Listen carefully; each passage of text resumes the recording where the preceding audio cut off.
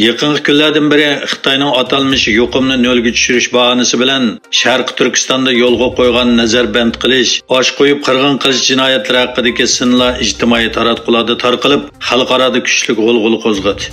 Buningga masalda dunyoning har qaysi joylaridagi Sharq Turkiston xalqi namoyish va har xil qarshilik harakatlari orqali Xitoyning jinoyatlarini kun tartibga keltirmoqda.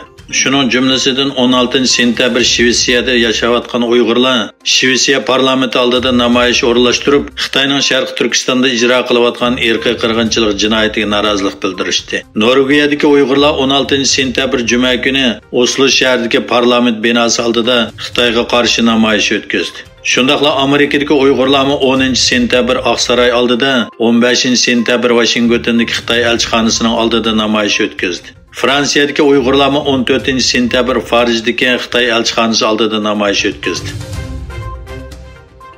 Türkiye Prezidenti Erdoğan O'zbekiston ziyoratidan keyin muxbirlarning savollariga javob berganda Shanxay hamkorlik tashkilotiga a'zo bo'lishni maqsad qilganligini aytgan. U mundaq degan: "Elimizning sharq va g'arb o'rtasidagi ko'rik o'rni bizga misli ko'rilmagan fursat yaratib berdi. Biz bexatarlikdan iqtisodgacha, energiyadan qatnashgacha bo'lgan har sohada hamkorlikka tayyormiz." Qozog'iston Prezident Mahkamasining bayonotiga qaraganda, Prezident To'qayev asos qonunning ba'zi moddalariga tuzatish kirgizishni ko'zda tutgan qonunni tasdiqlagan. Bu qonun doirasida davlatning poytaxti Nur-Sultondan Ostonaga o'zgartirilgan. Buningdan boshqa prezidentning vazifa o'tash muddati 5 yildan 7 yilgacha uzatilgan, ammo bir navbat bilan cheklangan. Sovet İttifaqı milliy, siyosiy, iqtisodiy va madaniyat omillarini qilchi nazarga olmasdan sizgan chegara siziqlari yangi mustaqil bo'lgan O'rta Osiyo davlatlari Qirg'iziston va Tojikistonni 31 yildan buyon to'qinishning patqiga patirib qo'ydi.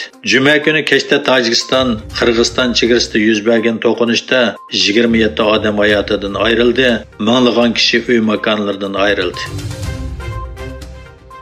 Azerbaycan Davlat Mudofaa Ministrligi Ermənistanning ig'vogarchiligi bilan boshlangan to'qinishda 282 nafar Azerbaycan askarining yaralanganligi e'lon qilindi. Bayonotda yaralanganlarning 21 nafarining ahvolining og'ir ekanligi ko'rsatildi. Azerbaycan 79 askarning qurbon bo'lganligini e'lon qildi. Armeniya bo'lsa, qazo qilgan Armeniya askarlarining sonini 135 deb e'lon qildi.